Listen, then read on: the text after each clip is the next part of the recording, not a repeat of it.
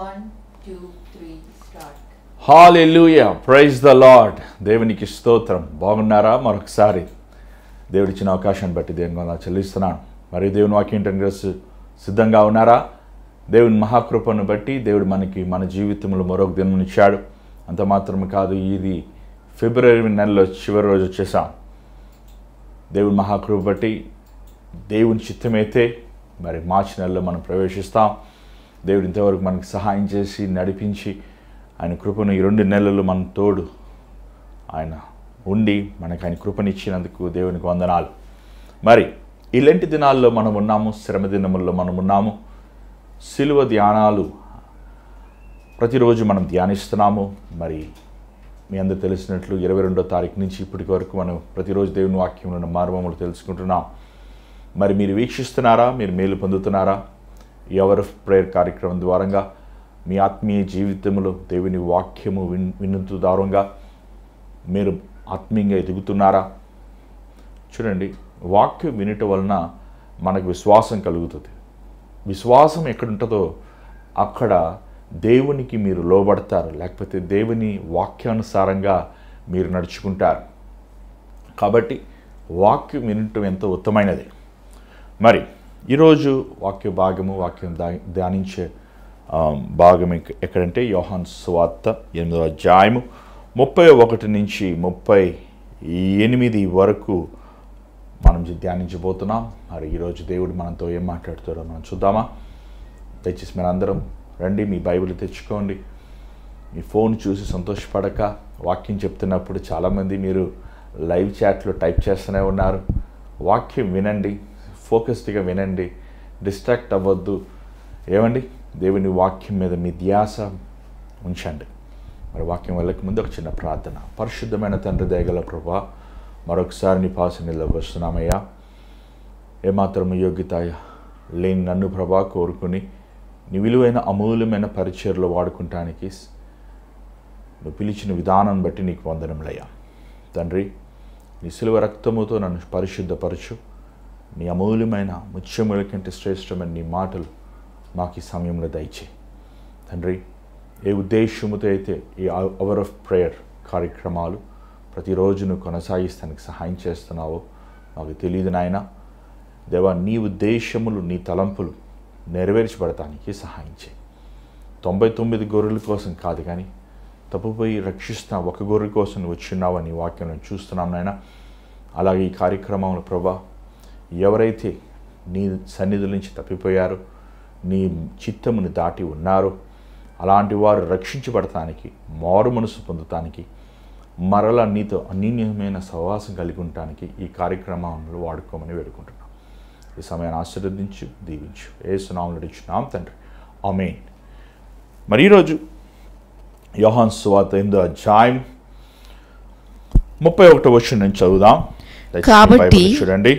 కాబట్టి యేసు తనను నమ్మిన యూదులతో, మీరు నా వాక్యమందు నిలిచిన వారైతే నిజముగా నాకు శిష్యులై ఉండి సత్యమును గ్రహించెదరు. అప్పుడు సత్యము మిమ్మును స్వతంత్రులనుగా చేయునని చెప్పగా చాలు. ఇక్కడ యేసు ప్రభు యోహాను 8వ అధ్యాయంలో మీరు చదివినట్లయితే చాలా విషయాలు బోధించాడు ప్రభు. 7వ అధ్యాయము ఏమండి, అంత మాత్రమే కాదు, 6వ అధ్యాయము ముందున్న కొన్ని సంగతులు, చాలా విషయాలు ప్రభు, ఎంతో విలువైన సంగతులు ప్రభు బోధించాడు. అక్కడ బోధించిన తర్వాత మనం 21వ అధ్యాయంలో చూస్తున్నాం. యేసు ప్రభు ఎవరు అనేది వారికి ఒక కలహము కలిగింది. ఎవరు ఈయన నిజముగానే దేవుని కుమారుడా, లేకపోతే ఈయన ఒక ప్రవక్త, లేకపోతే ఈయన ఒక అబద్ధ బోధకుడా, లేకపోతే బోలి బోధకుడా అనే సందేహము అక్కడ యూదుల మధ్య కలిగినట్లు మనం చూడగలుగుతాం. దానికి యేసుప్రభు వారికి జవాబిస్తూ ప్రభు ఎంత చక్కగా వారికి వివరణించినప్పుడు 30వ వచనం ఒకసారి చదవండి దయచేసి మీ బైబిల్లో నుంచి.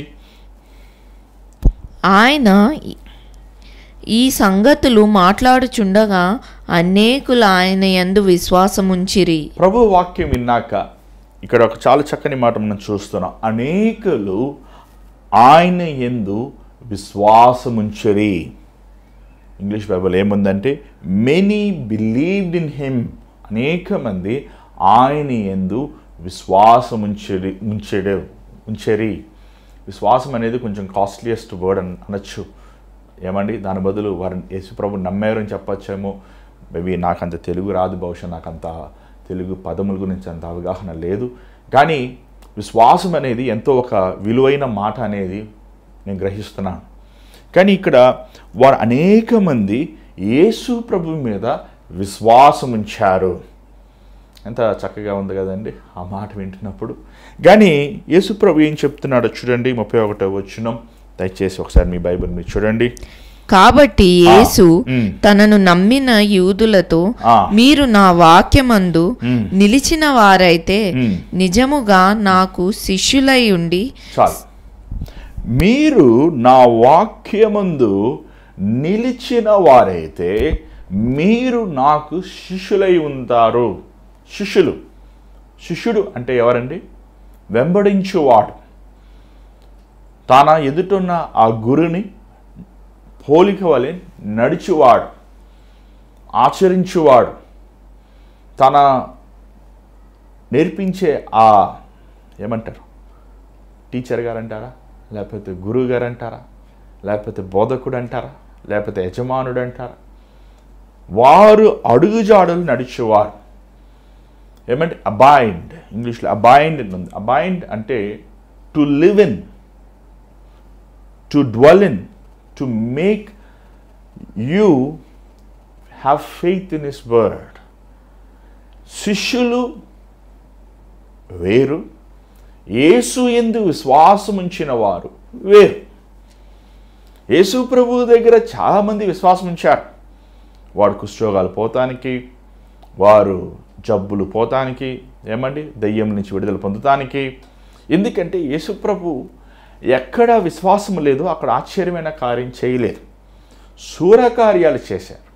5 రొట్టెలు 2 చేపలు 5,000 మంది కడుపు నిండా భుజించారు. అనేకమైన శూరకార్యాలు ప్రభు చేయగలిగే కారణం ఏంటంటే వారు ప్రభు మీద విశ్వాసం ఉంచారు. విశ్వాసం ఉంచుంటే మాత్రమున నువ్వు యేసుప్రభు శిష్యుడు కాదు. ఏమండి, వారు యేసుప్రభు నమ్మిన మాత్రమున, అయ్యా యేసయ్య మేము నమ్ముతున్నాం, నువ్వు మా రక్షకుడు నమ్ముతున్నాం, ఇదిగో నీ చెయ్యి ఎత్తుతున్నాం, మేము కాళ్ళు ఎత్తుతున్నాం అన్న మాత్రాన యేసుప్రభు ఉబ్బి తబ్బిపోయి, అబ్బా నేను 5,000 మందిని సంపాదించేశాను ఈరోజు వాక్యం చెప్పి అని ఇంటికి వెళ్ళి గురక పెట్టి పడుకునేవాడు కాదు. ఏం చేశాడు దేవుడు? వారిని ప్రశ్నించాడు. మీరు నా బోధని ఆచరించేవారైతే, నేను చెప్పేవి మీరు విశ్వసించేవారైతే, నేను చెప్పిన బోధను మీరు గ్రహించుకుని దాని ప్రకారము జీవించేవారైతే మీరు నా శిష్యులు అవుతారు. ఏమండి, ఈరోజు మనం పిల్లల్ని స్కూల్కి పంపిస్తున్నాం.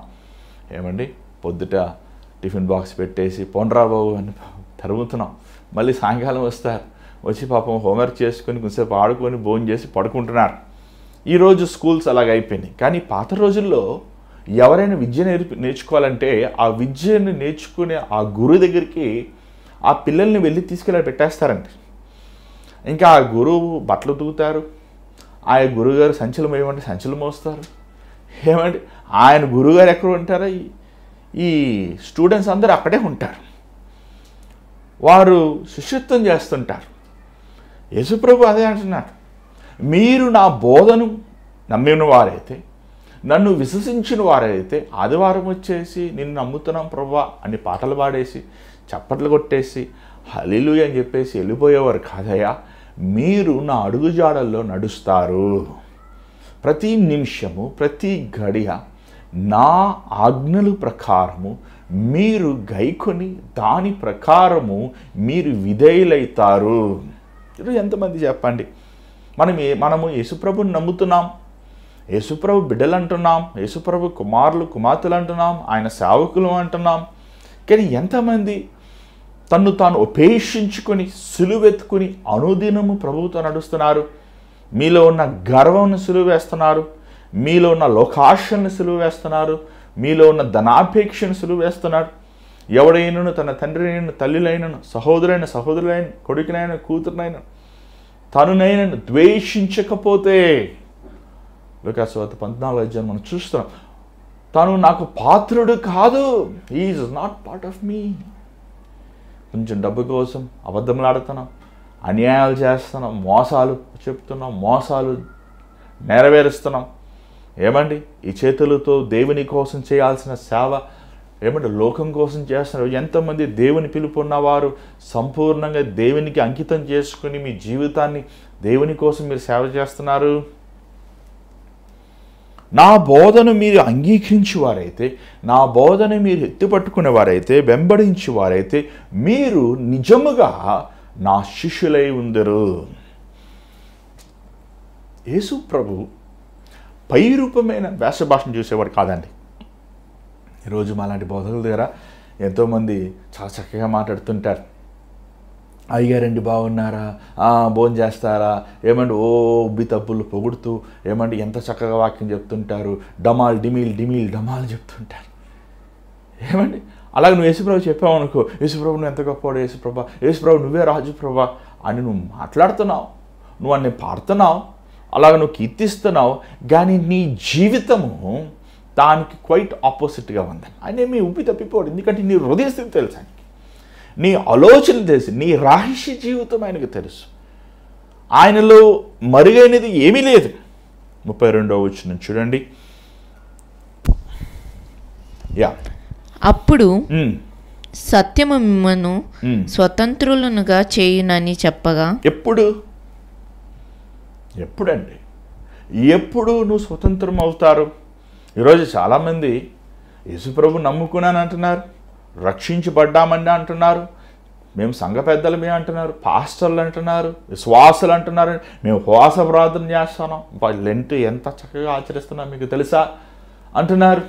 కానీ మీరు స్వతంత్రం పొందారా? ఒక ఆయన గట్టిగా నవ్వి, ఏంటన్నా నువ్వు మాట్లాడుతున్నావు, 77 సంవత్సరాలు మన దేశానికి స్వతంత్రం వచ్చింది, we are under nobody's rule. కరెక్టే, నువ్వు ఎవరి అధికారంలో లేవు, నీ ఇష్టానుసారంగా నువ్వు ఉన్నావు. ఎప్పుడు నిన్ను సత్యము స్వతంత్రిస్తుంది? ఎప్పుడైతే నువ్వు యేసు ప్రభు శిష్యుడిగా మారినప్పుడు, ఎప్పుడైతే నీ హృదయములో సమస్తాన్ని విడిచిపెట్టి నీ సమస్తము ఆయనకు సమర్పించినప్పుడు, ఎప్పుడైతే ఆయన వాక్యం మీద విశ్వాసం ఉంచి ఆ వాక్యంకి లోబడి అడుగడుగున ప్రభువుతో పాటు నడిచినప్పుడు. ఈరోజు చాలామంది దేవుని బిడ్డలు అంటున్నారండి, అబద్ధములు, మోసములు, అన్యాయం, అసలు మనసాక్షి ఉందా? ఏమండి, దేవుని బిడ్డలు అంటున్నారు, రక్షించబడ్డారంటున్నారు, మారు మనసు పొందానంటున్నారు. ఎంతమైన అసభ్యముగా అక్రమైన సంబంధములతో ఈరోజు దేవుని బిడ్డలు వ్యభిచారములో, ధనాపేక్షతో, ఏమన్నా జూదము, ఎంత భయంకరమైన పాపాలు, ఈవెన్ లోకస్తులు కూడా చేయని దుర్మార్గమైన కార్యములు ఈరోజు సంఘములో ఉన్న విశ్వాసులను పిలువబడుతున్న జీవితములు ఎందుకు జరుగుతున్నాయి? వీరు స్వతంత్రులు కాదు, వీరిలో సత్యము లేదు. ఏంటి సత్యం? యేసు ప్రభువే సత్యం. నేనే జీవము, మార్గము, స్వచ్ఛమై ఉన్నాను. వీళ్ళన్నీ అబద్ధం అంటే యేసు ప్రభు ఒకటే నిజం. యేసు ప్రభు ఒక్క బోధ మాత్రమే యథార్థమైన బోధ, కల్మషము లేని బోధ, స్వార్థము లేని బోధ, లోభము లేని బోధ, కల్పన కథలు. ఈరోజు యేసు ప్రభు చెప్పని వాక్యాలు, యేసు ప్రభు ఏమని ఈరోజు చాలామంది పాస్టర్ గారు బైబిల్ ఎత్తారు. ఫస్ట్ ఆఫ్ ఆల్ బైబిల్లో వాక్యం చెప్పమంటే వారు ఏదేదో చెప్తున్నారు. చెప్పమంటే ఆయన ఇలా చేశాడు, ఈయన ఇలాగ చేశాడు, అది కరెక్ట్ కాదు, ఇది కరెక్ట్ కాదు, ఈయన ఇలాగ అన్నాడు, ఆయన అలా, అవన్నీ పక్కన పెట్టాయా. యేసయ్య ఏమన్నాడు చెప్పు, యేసయ్య ఏమన్నాడు చెప్తే ఆటోమేటిక్గా వాళ్ళు తెలుసుకుంటారు అది కరెక్ట్ కాదని. వాక్యం చెప్పమంటే విమర్శనలు, వాక్యము చెప్పమంటే వీరిని వారిని తీర్పు తీరుస్తాం. దేవుని వాక్యముకి ఏది ఎక్స్ట్రా యాడ్ చేయవలసిన, ఏది తీయవలసిన. ఏమండి, వాక్యం ఉన్నది ఉన్నట్టు చెప్తేనే దేవుని కార్యం జరుగుతుంది. మీకు తెలుసా? ఆది యందు వాక్యం ఉండెను, వాక్యము దేవుని యొద్ద ఉండెను, వాక్యమే దేవుడై ఉండెను. ఆ సత్యము అంటే యేసు ప్రభు నిన్ను స్వతంత్రిస్తాడు.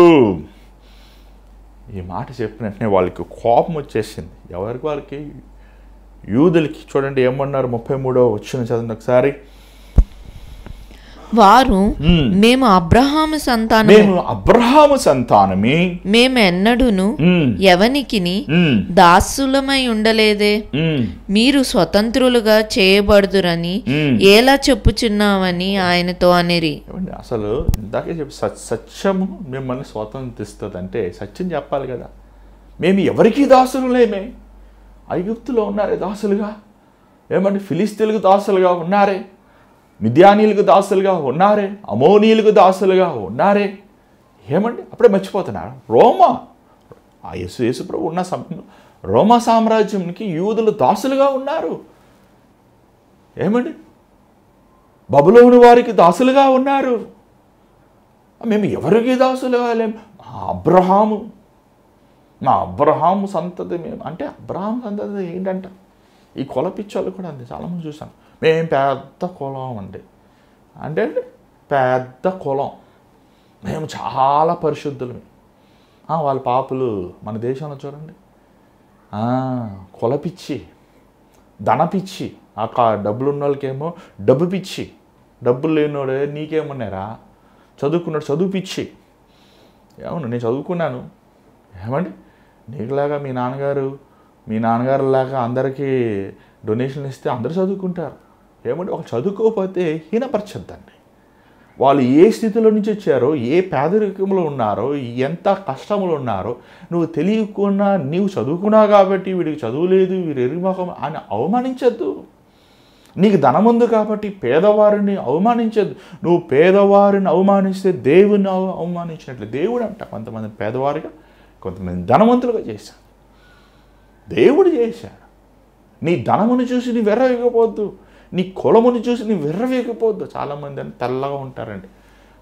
తెల్లగా ఉంటే ఆ నల్లోళ్ళు చూసినట్టు చూడు నేను ఎంత అందంగా ఉన్నాను అంటే. తెల్లగా ఉంటే ఏంటంటే రక్తం లేదు, విటమిన్స్ లేవు లోపల, రక్తం లేదు. రక్తం ఉన్నవాడే అంటే తెల్లగా ఉండరు. అమెరికా దేశంలో చాలామంది ఎండలో కూర్చుంటారు. ఎందుకంటే మనకలా నల్లగా అవ్వాలని. మన వాళ్ళు ఏమో క్రీములు రాసుకొని మొహమంతా రుద్దుకొని తెల్లగా అవ్వాలనుకుంటాడు. తెల్లవాడు నల్లగా అవ్వాలనుకుంటారు, నల్లవాడు తెల్లగా అవ్వాలనుకుంటారు. ఏమంటే నేను స్వతంత్రులు, మేము అబ్రహాము సంతతి. ఏమి గర్వమో వీరికి.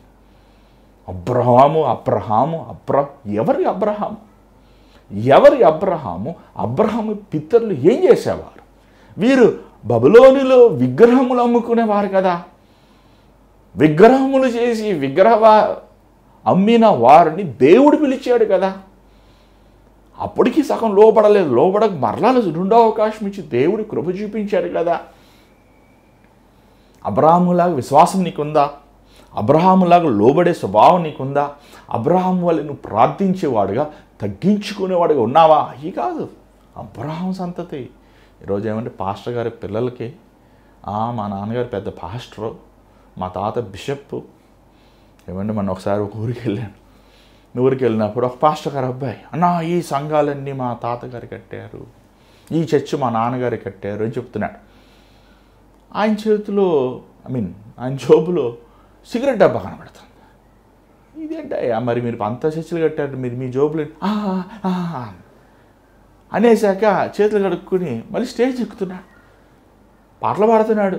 ఇదేం కూడా గొడవ బాబు, నువ్వు పాస్టర్ గారు అబ్బాయి అని మాత్రాన నీకేమన్నా దేవుడు పరలోకం 2 కొమ్ములు ఇస్తాడు నీకు?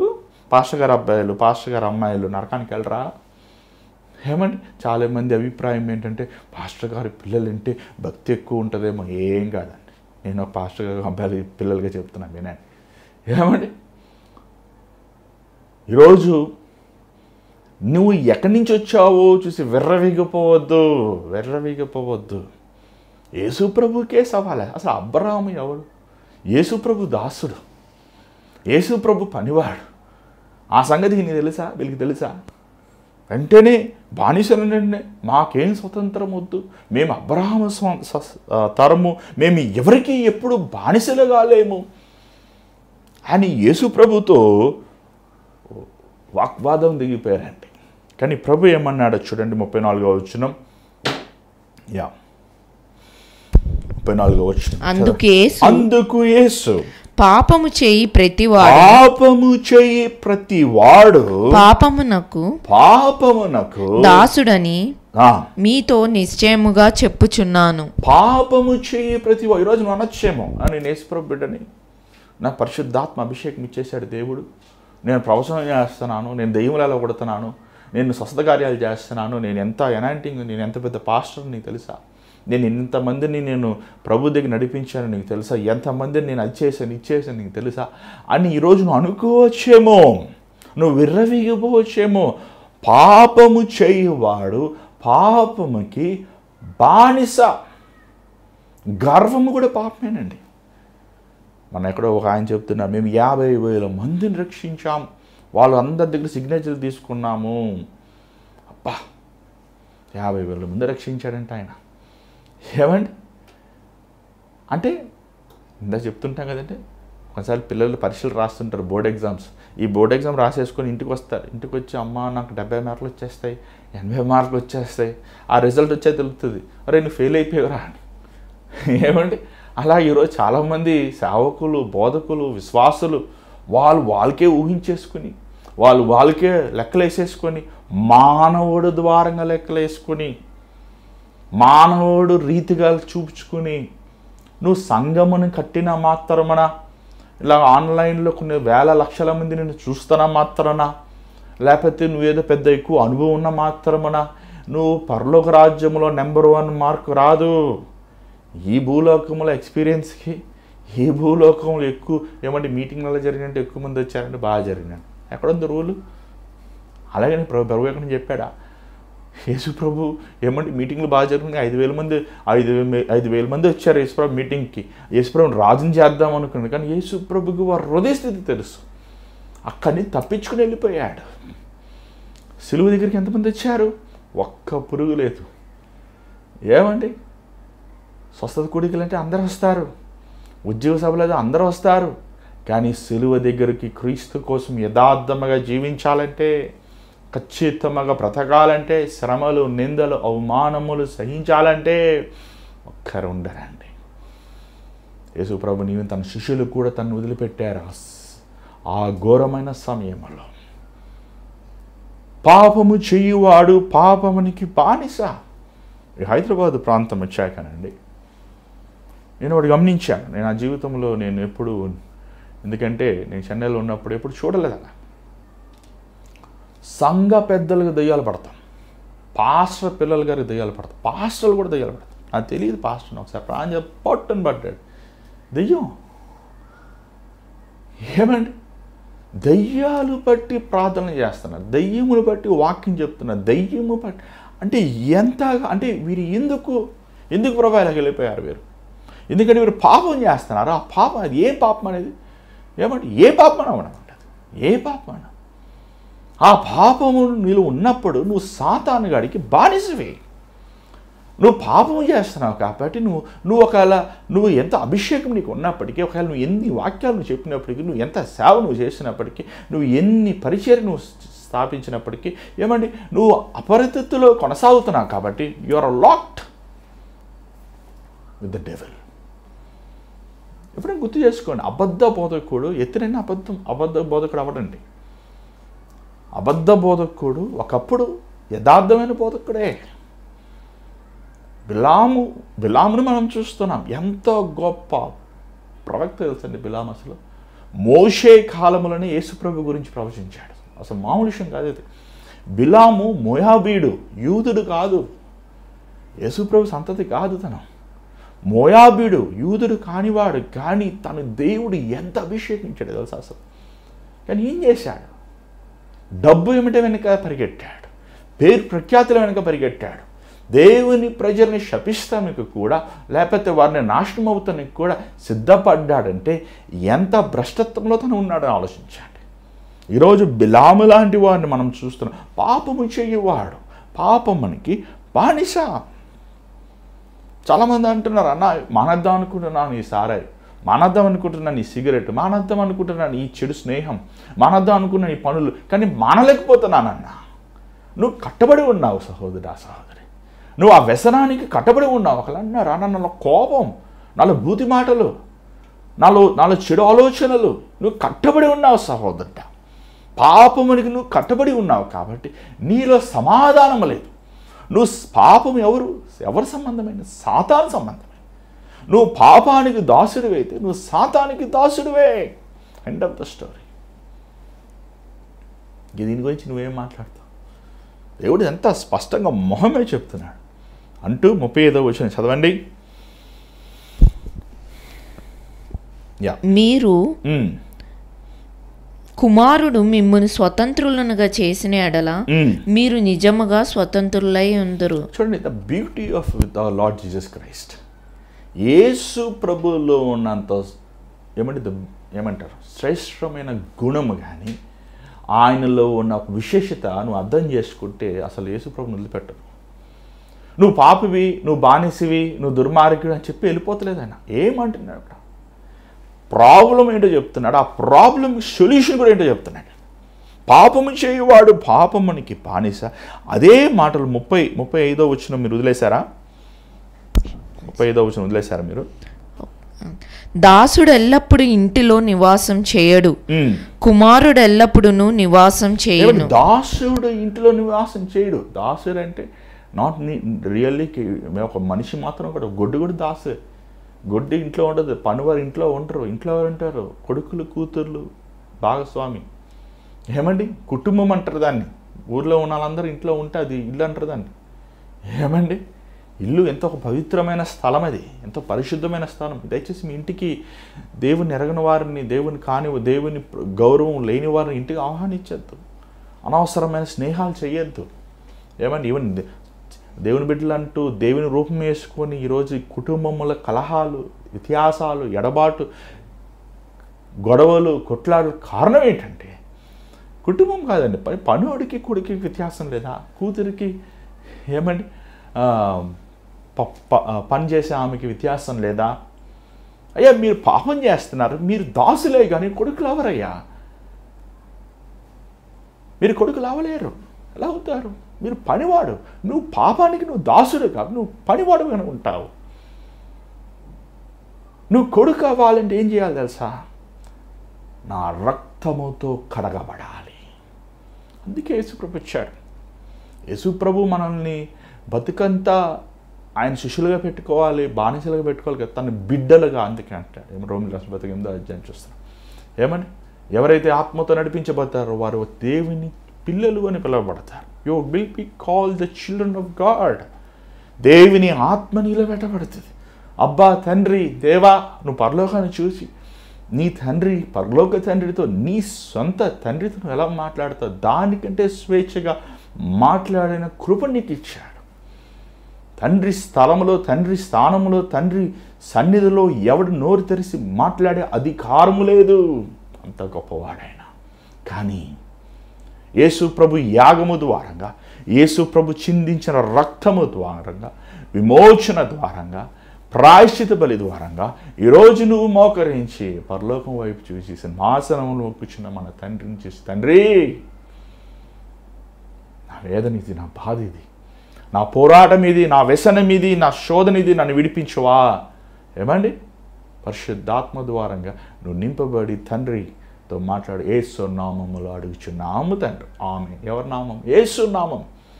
ఎందుకు యేసు నామం తీసుకొస్తావు? ఎందుకంటే ఆయన నా కోసం చిందించిన రక్తం.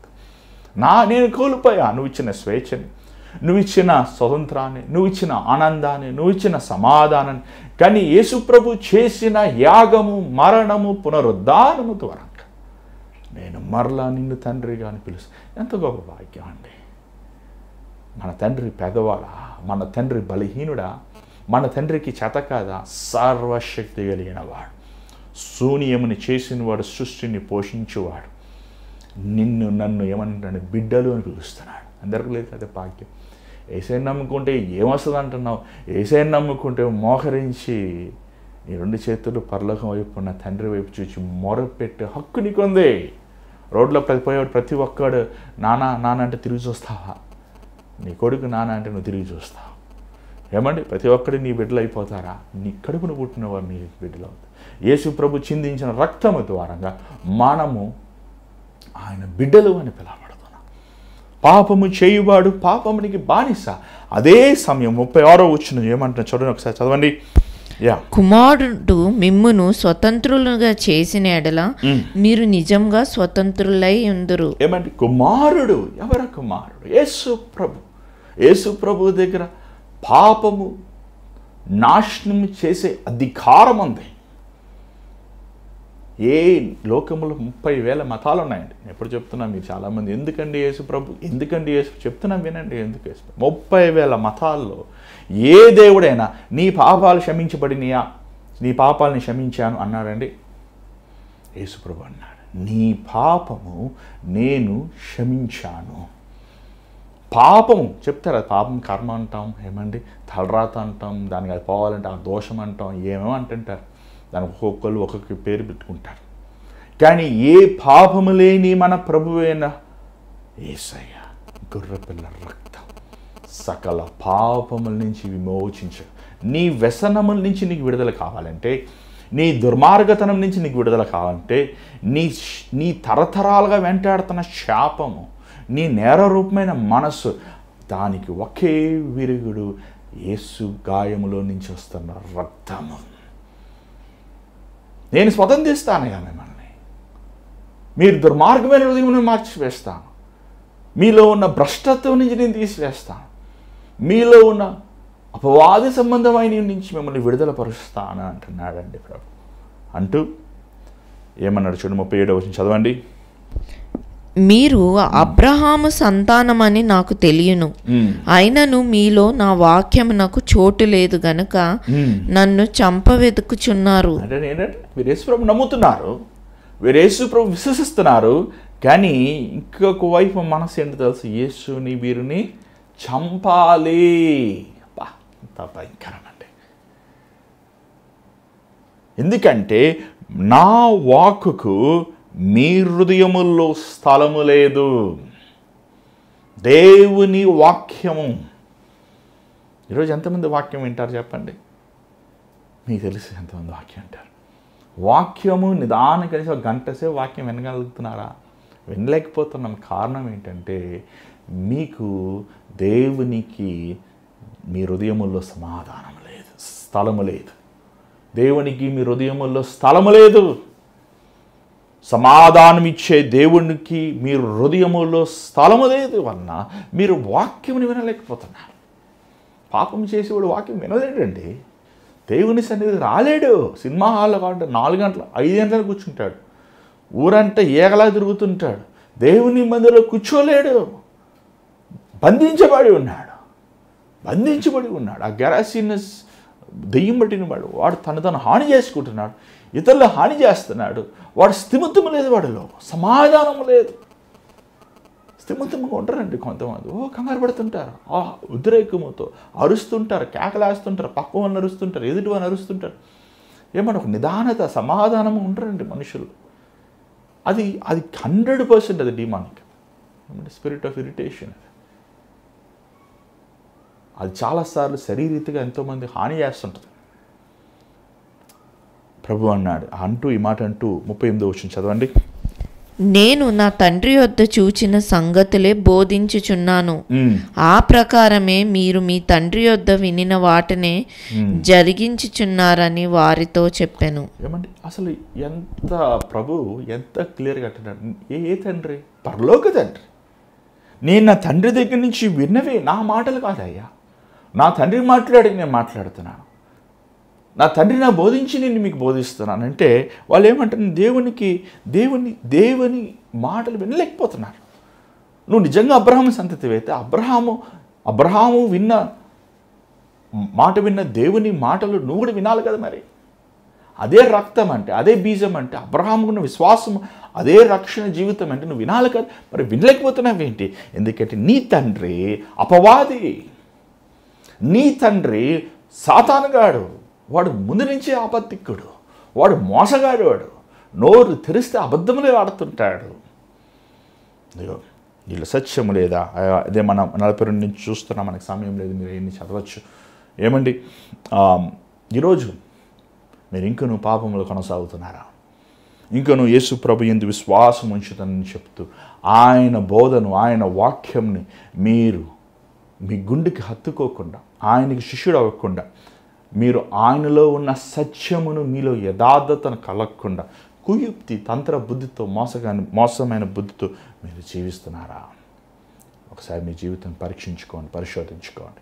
తెచ్చి స్థలం ఉంచండి, ప్రార్థన చేద్దాం.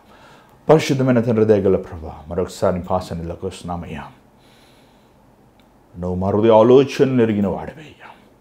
మాట రాకముందే నీకే తెలుసు తండ్రి, ఆలోచన పుట్టక ముందే నీకు తెలుసు అయ్యా. చీకటిలో ఉన్నవి వెలుగులోకి తీసుకొచ్చి వాడివి నాయన. మేము నీ యొద్ద నుంచి ఏ విషయంలో తప్పలేమయ్యా. పాపము చేయువాడు పాపమునికి బానిస అని వాక్యం సరే. మనిషి కుమారుడు ఎవరిని స్వతంత్రిస్తాడో వాడి స్వేచ్ఛను దేవా మమ్మల్ని మరొకసారి స్వేచ్ఛపరుచాయా. అబద్ధములు అనే కట్టుల నుంచి, మోసం అనే కట్టుల నుంచి, వ్యభిచారం అనే కట్టుల నుంచి, స్వార్థం అనే కట్టుల నుంచి, గర్వం అనే కట్టుల నుంచి, వ్యసనములు అనే కట్టుల నుంచి మాకు విడుదల దయచేయండి ఆయన. నీ రక్తముతో మమ్మల్ని కడుగు నాయన, మమ్మల్ని వెర్రగొట్టాయా అయ్యా. ఎలాగయ్యా మా హృదయం నుంచి శుద్ధి చేసుకో, ఎలాగయ్యా మా హృదయమును మేము పవిత్రపరచుకోగలము, మా స్వభావం మేము ఎలాగయ్యా మమ్మల్ని మేము కడుక్కోగలము. కేవలం నువ్వు కడుగుతేనే కదా దేవా, మమ్మల్ని కడుగు నాయన. ఈ సోపుతో కడుగయ్యా. మంచు అంత తెల్లగా మా హృదయములు మార్చు నాయన. మా ఆలోచనలు పవిత్రపరిచయ్యా. మా కట్టులు, మా బంధకముల నుంచి విడుదల దయచి ఈరోజు ఎవరైతే ఈ వాక్యంను చూస్తూ ప్రభా నా జీవితంలో నాకు స్వేచ్ఛ దయచని అడుగుతున్నాను, నువ్వు అనుగ్రహించమని వేడుకుంటున్నాను. ఇంతవరకు నీ కృపను మాకు ఇచ్చినందుకు వందనములు. యేసు నామములో అడుగుచున్నాం తండ్రి, ఆమేన్.